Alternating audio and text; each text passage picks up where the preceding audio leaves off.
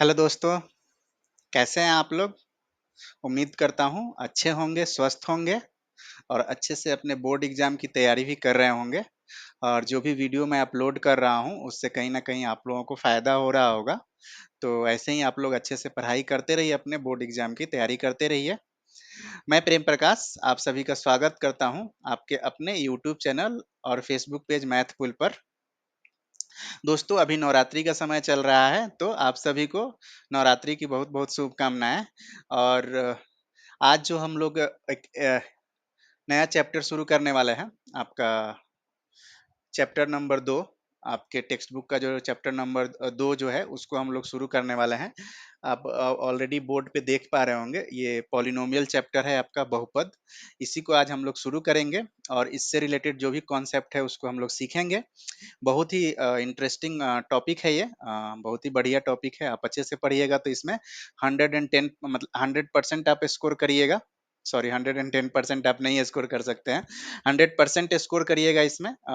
इसमें आप मिस्टेक का होने के चांसेस बहुत कम रहते हैं, क्योंकि बहुत ही मैं ये बोल सकता हूँ कि बहुत ही आसान ये आपका टॉपिक है। आपके जो भी चैप्टर्स हैं उसमें एक बहुत ही आसान टॉपिक है ये बहुपद। अगर अच्छे से आप पढ़ लीजिएगा तो इसमें आप 100% स्कोर करिएगा, कोई भी मिस्टेक होने का चांस नहीं है। तो इसलिए अच्छे से इस चैप्टर को पढ़िए और अपने एग्जाम में अच्छे से स्कोर करिए। चलिए शुरू करते हैं बहुपद को हम लोग। तो पहले देखते हैं कि बहुपद होता क्या है। जैसा कि आप देख पा रहे हैं यहाँ पे, आप इसके बहुपद जो आपका शब्द है, इसी से आपको आइडिया लग रहा होगा कि वैसा मैथमेटिकल एक्सप्रेशन, मतलब कि कोई मैथमेटिकल एक्सप्रेशन है अगर, तो उस मैथमेटिकल एक्सप्रेशन में जब एक से ज़्यादा, एक से अधिक जब आपके टर्म्स होते हैं, तो वैसे मैथमेटिकल एक्सप्रेशन को हम लोग बहुपद बोलते हैं। जैसे कि अगर आप इसका जेनरिक फॉर्म अगर आप देखिएगा, बहुपद को जनरली हम लोग पी ऑफ एक्स से डिनोट करते हैं, पी ऑफ एक्स। अब बहुपद पढ़ने से पहले आपने नाइन्थ क्लास में ऑलरेडी पढ़ा होगा कि बहुपद क्या है, और बहुपद से रिलेटेड जो भी कॉन्सेप्ट है थोड़ा बहुत आपने नाइन्थ क्लास में ऑलरेडी पढ़ा होगा। तो उस टाइम पे आपने सीखा होगा, कुछ कुछ नया टर्म भी आपने सीखा होगा। जैसे कि चर क्या होता है, वेरिएबल, अचर क्या होता है, कांस्टेंट, कांस्टेंट क्या होता है, या फंक्शन, फलन क्या होता है। तो ये सारे टर्म यहाँ पे यूज होंगे। अगर आपको नहीं पता है तो आप एक बार रिकॉल कर लीजिए, मैं रिकॉल कर देता हूँ। तो जो चर होता है आपका, जिसको कि हम लोग वेरिएबल बोलते हैं, ठीक है, वेरिएबल, चर। तो चर क्या होता है, जिसका कि वैल्यू, जिसका कि मान जो है चेंज होते रहता है, ठीक है। वैल्यू क्या होता है, मान जो होता है वो बदलते रहता है, चेंज होते रहता है। जैसे कि मान लीजिए अगर x एक वेरिएबल है, x अगर एक वेरिएबल है, तो इसका वैल्यू क्या हो सकता है, कुछ भी हो सकता है, 0 1 2 4 8 9 10, कुछ भी हो सकता है। मतलब आप इसके वैल्यू का कोई लिमिट नहीं है, ठीक है। कभी भी इसका कुछ भी वैल्यू हो सकता है, क्योंकि पता ही नहीं है, ये चर है, वेरिएबल है, इसका वैल्यू हमें पता नहीं है, कुछ भी हो सकता है। तो इसको हम लोग क्या बोलते हैं, चर बोलते हैं। और अचर जो होता है आपका, जिसको कि हम लोग कांस्टेंट बोलते हैं, ठीक है, इसका क्या होता है, वैल्यू फिक्स रहता है, वैल्यू इसका चेंज नहीं होता है, ठीक है। हमेशा इसका वैल्यू फिक्स रहेगा। एग्जाम्पल के लिए पाई, पाई जो है जिसका वैल्यू 3.14 क्या है, फिक्स है ये कभी नहीं बदलने वाला है। जब मैं पढ़ रहा था 10th क्लास में, तब भी पाई का वैल्यू 3.14 था, और जब आज आप पढ़ रहे हैं तब भी पाई का वैल्यू क्या है, 3.14 ही है। तो पाई का वैल्यू चेंज नहीं होने वाला। और मेरे से पहले भी जो लोग पढ़ चुके हैं पाई, उसका भी वैल्यू 3.14 ही था उस समय। तो ये फिक्स है कि पाई एक कांस्टेंट है, एक अचर है, जिसका कि वैल्यू चेंज नहीं होगा कभी भी।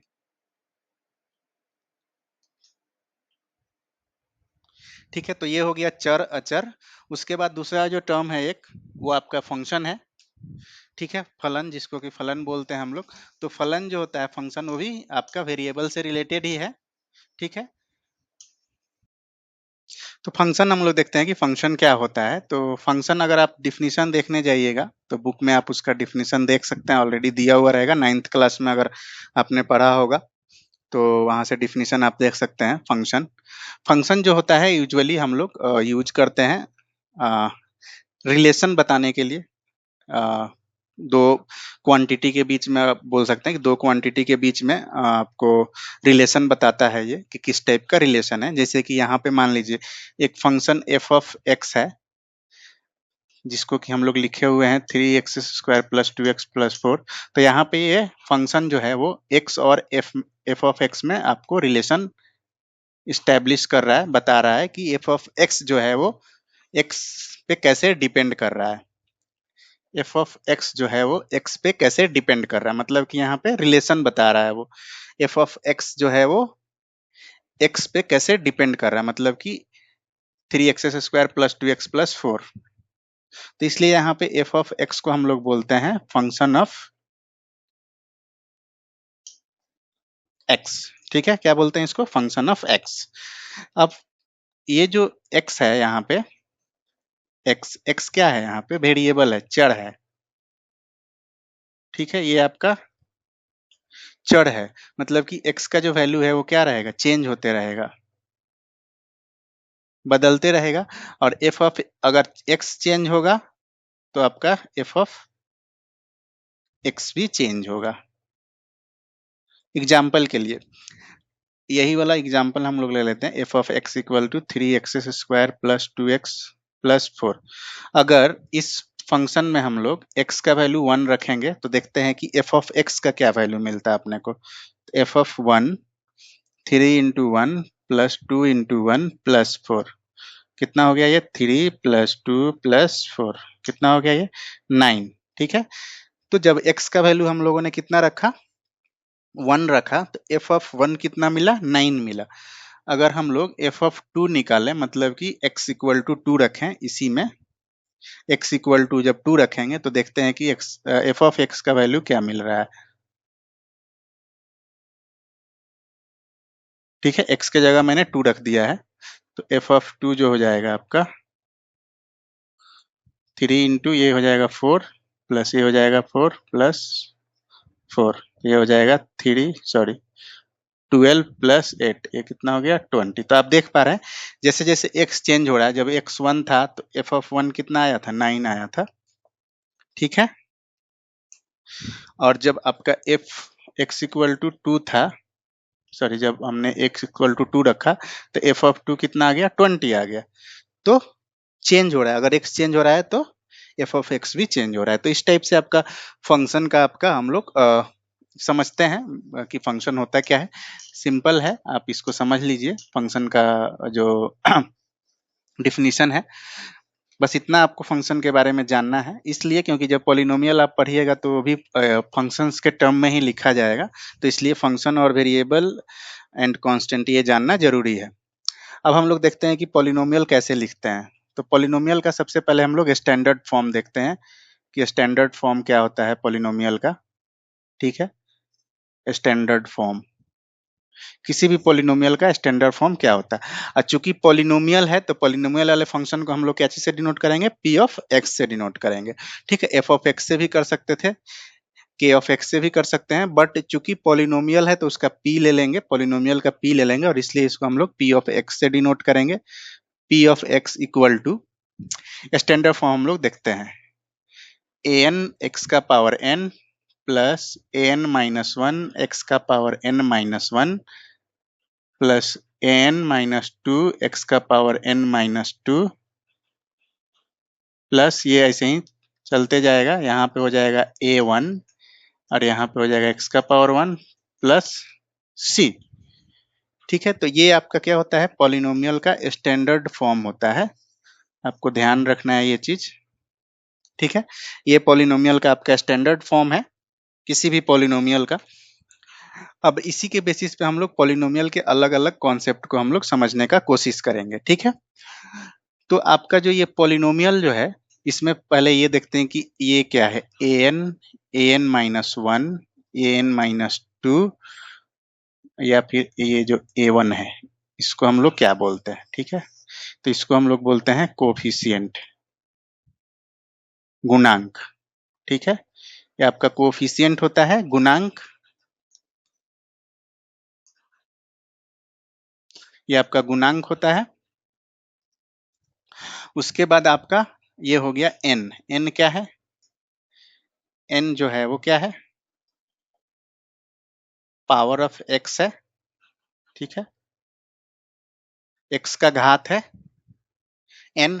अब n का वैल्यू क्या हो सकता है, तो n का जो वैल्यू होगा ऑलवेज नॉन निगेटिव इंटीजर होगा, नॉन निगेटिव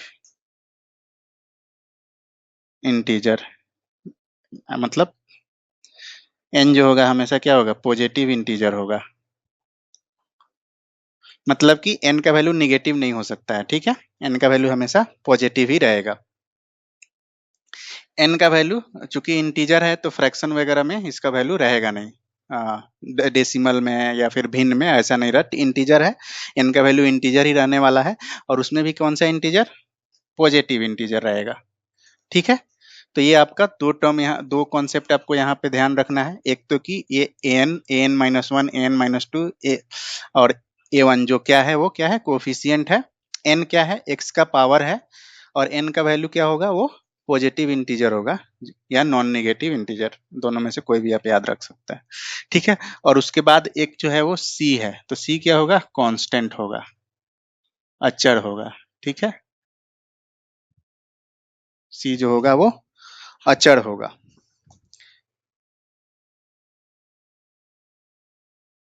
ठीक है।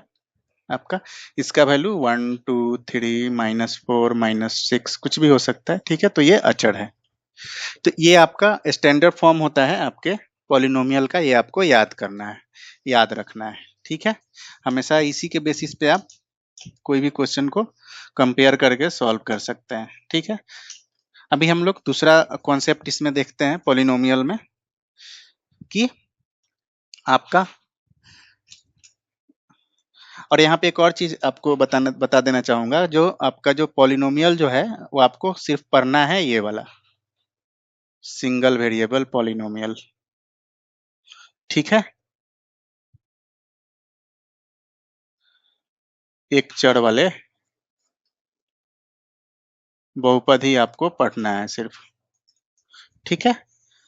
मतलब कि हमेशा ये एक्स एक्स रहेगा, नहीं तो एक्स की जगह कुछ और रहेगा, बट हमेशा एक ही वेरिएबल रहेगा, ऐसा नहीं रहेगा कि आपके पॉलिनोमियल के टर्म में दो तीन वेरिएबल दे दे, ऐसा नहीं आपको पढ़ना है, हमेशा सिंगल वेरिएबल एक चर वाले बहुपद ही आपको पढ़ना है, ठीक है। यहाँ पे जैसे वेरिएबल पी ऑफ एक्स में यहाँ पे कौन सा वेरिएबल है, पी ऑफ एक्स में यहाँ पे एक्स वेरिएबल है, ठीक है, एक्स जो है वो क्या है, चर है यहाँ पे आपका, ठीक है। इसी तरीके से पॉलिनोमियल ऐसा भी लिख सकते हैं हम लोग, p of t equal to 7t² + 9t + 20, ये भी क्या है आपका, ये जो पॉलिनोमियल है पी ऑफ टी, ये भी सिंगल वेरिएबल है,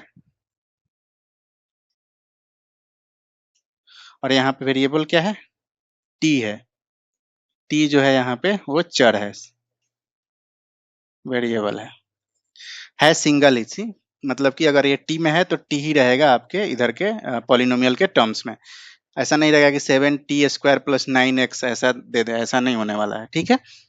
तो ये आपको ध्यान रखना है कि आपको सिंगल वेरिएबल पॉलिनोमियल ही आपको पढ़ना है, ठीक है। अभी उसके बाद हम लोग देखते हैं कि रैखिक बहुपद क्या होता है, रैखिक बहुपद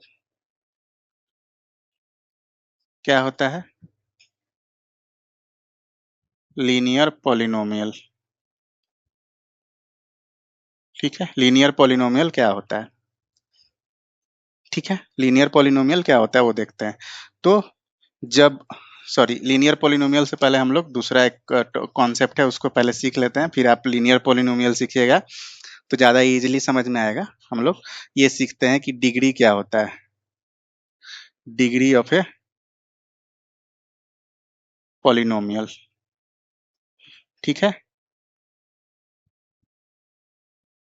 घात, ठीक है, किसी भी पॉलिनोमियल का घात कैसे निकालते हैं ये सीखते हैं हम लोग पहले, ठीक है, किसी भी पॉलिनोमियल का घात कैसे निकालते हैं। तो जैसे ये वाला ही पॉलिनोमियल है, इसमें देखते हैं कि इसका घात क्या होगा। तो जो भी पॉलिनोमियल आपको दिया हुआ है, p of x, n x का power n plus n -1 x का power n -1 plus n minus two x का power n minus two plus a1 x का पावर 1 प्लस सी। जो भी पॉलिनोमियल आपके पास दिया हुआ है, मैं स्टैंडर्ड फॉर्म ही लेके चल रहा हूँ, उसमें x का हम लोग पावर को देखेंगे। क्या करेंगे? x के पावर को देखना है। यहाँ पे x का पावर कितना है? 1 है। ठीक है, यहाँ पे x का पावर कितना है? 1 है। यहाँ पे x का पावर कितना है? n माइनस टू है। यहाँ पे x का पावर कितना है? n माइनस 1 है। और यहाँ पे x का पावर कितना है? n है। ठीक है, तो x के पावर को देखना है आपको घात निकालते टाइम। जब भी घात निकालना है आपको किसी भी पॉलिनोमियल का, तो उस पॉलिनोमियल में आपको क्या देखना है? x का पावर देखना है। यहाँ पे n है, यहाँ पे n माइनस 1, यहाँ पे n माइनस 2, ऐसे ही यहाँ पे 1, और यहाँ पे तो x का पावर क्या है? 0 है। ऐसे लिख सकते हैं हम लोग कि x का पावर 0, क्योंकि x का पावर 0 क्या होगा? x का पावर 0 जो होगा 1 होगा। ठीक है, और x का पावर 0 1 कैसे होता है? उसको यहाँ पे हम लोग ऐसे लिख सकते हैं, x का पावर 1 माइनस 1, और x का पावर 1 माइनस 1 को हम लोग ऐसे लिख सकते हैं, x का पावर 1 इंटू एक्स का पावर माइनस 1, और इसको फिर हम लोग लिख सकते हैं x का पावर 1 अपॉन में x का पावर 1, तो ये 1। तो इस तरीके से आपका आता है x का पावर 0 इक्वल टू 1, मतलब किसी का भी पावर अगर 0 करते हैं तो 1 कैसे होता है, आप उसको ऐसे निकाल बता सकते हो कि कैसे आता है। ठीक है, अब इसके बाद यहाँ से मैं ये टर्म को हटा देता हूँ, क्योंकि x का पावर यहाँ पे 0 है, तो उसको हटा ही देता हूँ, लिखने का जरूरत नहीं है, बट आप कंसीडर कर सकते हो उसको कि हाँ, यहाँ x का पावर 0 है। अब इसमें ये देखना है कि x का जो पावर है मैक्सिमम कहाँ है, मैक्सिमम या फिर हाईएस्ट। ठीक है, x का जो पावर है वो मैक्सिमम हाईएस्ट कहाँ पे है? तो इसमें सबसे बड़ा पावर, हाईएस्ट पावर x का कहाँ पे है? यहाँ पे है n। ठीक है, n जो है वो n माइनस 1 से क्या है? बड़ा है।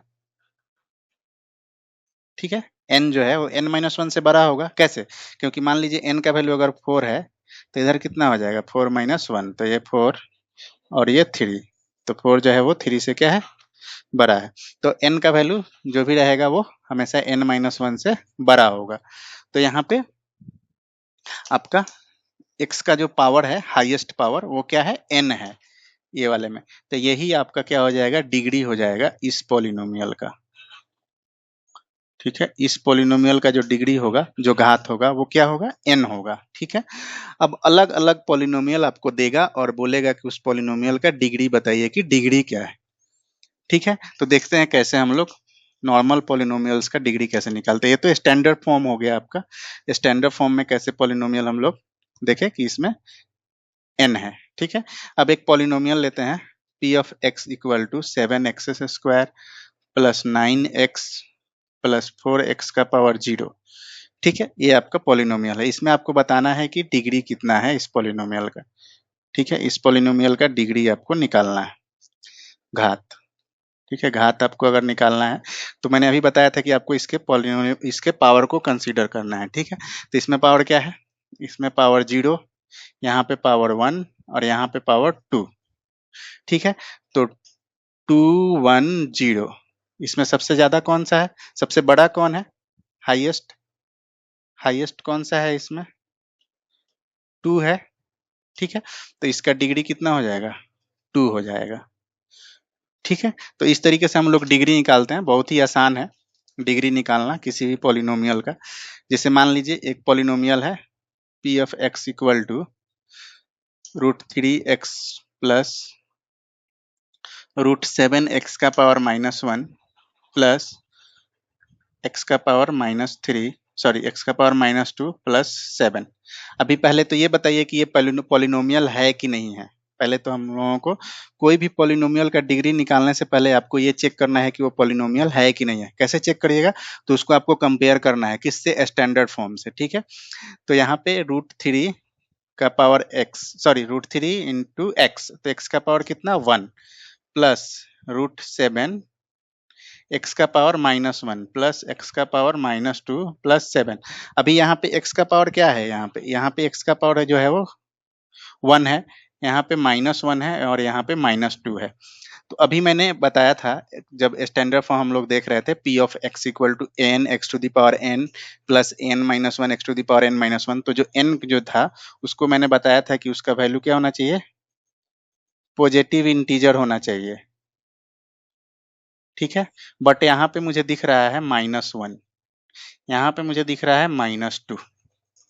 तो ये सही है क्या? नहीं है। आपका जो स्टैंडर्ड जो फॉर्म होता है पॉलिनोमियल से उससे मैच नहीं हो रहा है, क्योंकि n का वैल्यू यहाँ पे क्या आ जा रहा है? निगेटिव आ जा रहा है, -1 -2, जो कि मान्य नहीं है। क्या मान्य है? पॉजिटिव इंटीजर ही होना चाहिए। तो इसलिए पहले तो ये एक इनवैलिड पॉलिनोमियल है, ये पॉलिनोमियल है ही नहीं, ठीक है। ये पॉलिनोमियल है ही नहीं, तो इसलिए इसमें पावर निकालने का, सॉरी, डिग्री निकालने का कोई मतलब ही नहीं है।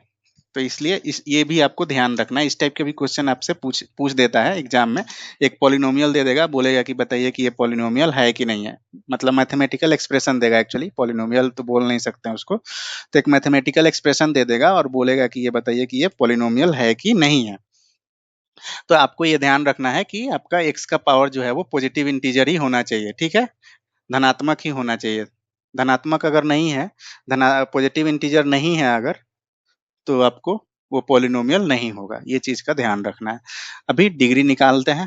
P of x equal to 9 x का power 4 plus 9 plus 8 x square plus 4 x plus 7, ठीक है। इसमें आपको निकालना है कि इसका डिग्री कितना है, तो पावर को कंसीडर करना है, पावर को कंसीडर करना है, पावर को कंसीडर करना है। तो कितना है पावर यहाँ पे? 4, 2, 1, 0, ठीक है। इसमें हाईएस्ट कौन सा है? हाईएस्ट पावर कितना है? हाईएस्ट पावर जो है वो 4 है। 4210 में हाईएस्ट पावर क्या है? 4 है। तो आपका इसका जो डिग्री हो जाएगा, जो घात हो जाएगा ये वाले पॉलिनोमियल का, वो कितना हो जाएगा? 4 हो जाएगा। तो इस तरीके से हम लोग डिग्री, किसी भी पॉलिनोमियल का डिग्री घात निकालते हैं। आप लोग अपने टेक्स्ट बुक का जो भी एक्सरसाइज दिया हुआ है वहाँ पे जाके आप क्वेश्चन को सॉल्व कर लीजिए। जहाँ पे क्वेश्चन रहेगा कि मैथमेटिकल एक्सप्रेशन दिया हुआ रहेगा और आपसे पूछेगा कि बताइए कि ये पॉलिनोमियल है कि नहीं है। तो जैसा कि मैंने अभी पिछले एग्जांपल में बताया था, उसी कॉन्सेप्ट को यूज करके आपको डिसाइड करना है कि कोई दिया गया मैथमेटिकल एक्सप्रेशन पॉलिनोमियल है कि नहीं है। तो वो आप वहाँ पे सॉल्व कर सकते हैं। फिर उसके बाद आपका डिग्री निकालने वाला जो क्वेश्चन है उसको भी आप सॉल्व कर सकते हैं। पॉलिनोमियल्स दिया रहेगा और उसका डिग्री पूछेगा कि डिग्री बताइए क्या है।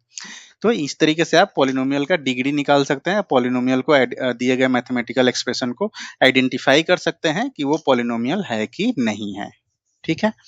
आज के सेशन को हम लोग यहीं पे फिनिश करते हैं। अभी नेक्स्ट सेशन में हम लोग कवर करेंगे रैखिक बहुपद क्या होता है, लीनियर पॉलिनोमियल, उसके बाद क्वाड्रेटिक पॉलिनोमियल देखेंगे, फिर क्यूबिक पॉलिनोमियल देखेंगे और उसके बाद जीरो देखेंगे कि जीरो कैसे निकालते हैं किसी भी पॉलिनोमियल का शून्यक।